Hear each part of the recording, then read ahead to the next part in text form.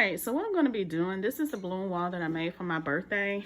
The balloons are now 2 weeks old, and I don't know if you can tell it, but they are oxidizing, which means they are changing colors, and you can see that one there. So what I'm going to do, I went to the Dollar Tree, and I just wanted to try this, and I got this Armor All Extreme Tie Shine. I wanted to try it and see how well it will shine the balloon. So I'm going to spray it directly on this one, and we're going to see if it works, okay? If it's going to be a success or it's going to be a fail. Let's go. So I'm going to take it and I'm going to spray it.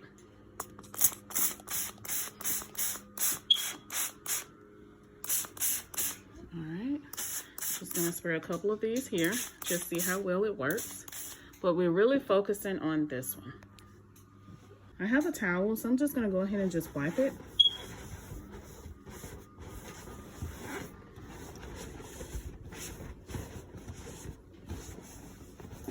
Just gonna wipe all the ones that I sprayed. And we're just gonna see how this tie shine works, all right? This is, again, from the Dollar Tree. All right, so the balloon that I said that we're going to be concentrating on is this one right here.